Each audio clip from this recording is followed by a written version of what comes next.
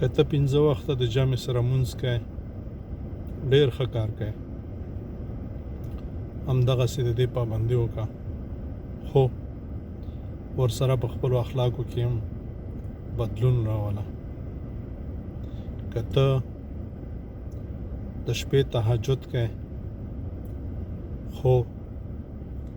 د مور و پلار سره ظلم کوې، د مور و پلار پوښتنه نه کوې، د مور و پلار د رنځ او د خوړو پوښتنه نه کوې، نو تهجد در کم که، په ځای د دې د مور و پلار قدر وکړه او د هغې حق ومنه. که ته چاشت اوابین صلات تسبیح کوې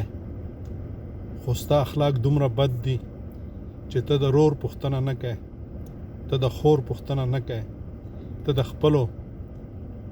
د هغو خپلو پوښتنه کوې، د رور، د خور، د تره زوی، د تره پوښتنه نه کوې، خو چې چاته د لور ورکړې د هغې نه تاویږي. دا یو بیلګه درته وایم.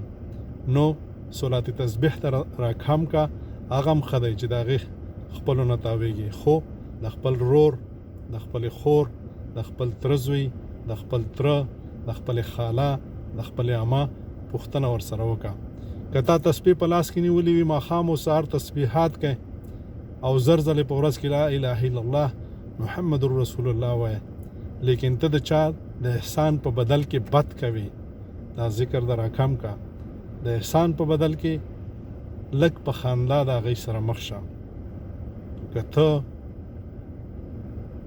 ډېر سبحان الله الحمدلله وای، خو ستا د ژبې نه، ستا د لاس نه، ستا د حرکاتو نه، ستا د کړنو نه